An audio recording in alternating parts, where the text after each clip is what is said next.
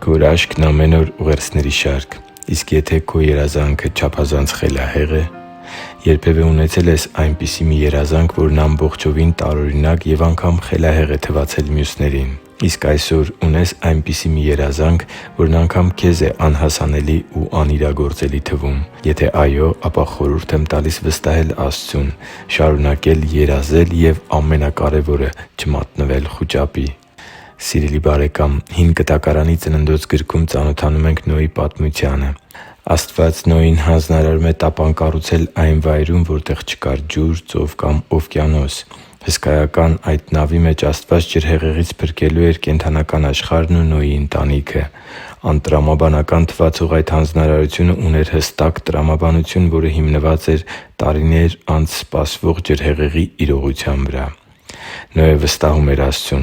Նա չսկսեց քննարկել Աստծու հանձնարարության տրամաբանական լինելը կամ հնարավոր հետևանքները իր շրջապատի ու ողջ հասարակության արձագանքի առումով։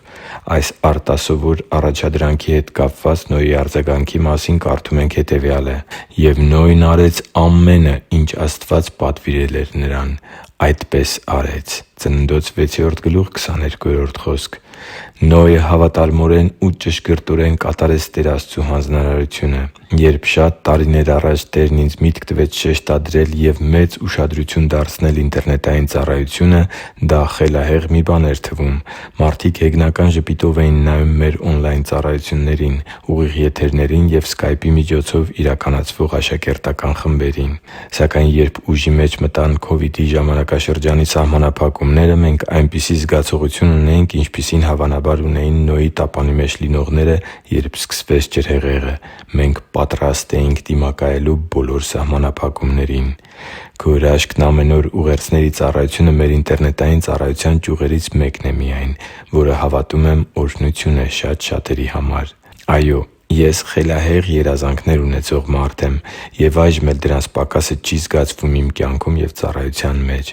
Գուցե մի օր էլ խոսեմ այն լայնածավալ ծրագրի մասին, որն իրականացնում ենք հիմա՝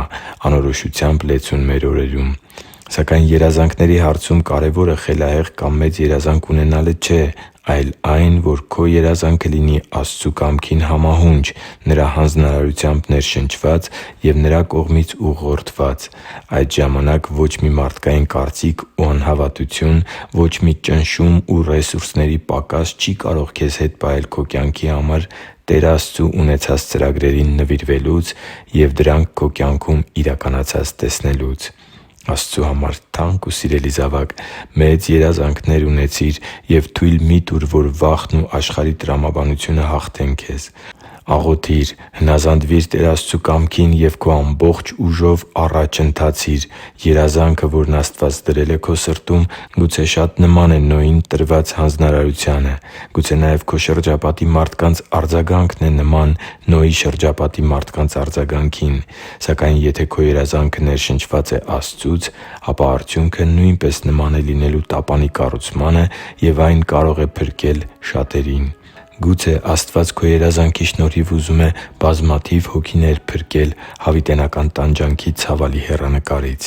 Այլևս մի՛ կասկածիր։ Մի՛ նայիր մարդկանց արձագանքներին։ Մի՛ փորձիր առաջ ընթանալ մարդկային տրամաբանությամբ, այլ ամուր բռնի՛ր Տիրոջ ձեռքը և գործի՛ր, ու ջանք արա, որ երազանքդ դառնա իրականություն։ Հիշի՛ր, որ դու Աստծո հրաշքն ես, և Աստված սիրում է քեզ։ Շնորհակալ եմ, որ դու կա՛ս։ Սիրով և աղոթքով, Արման Մանուկյան։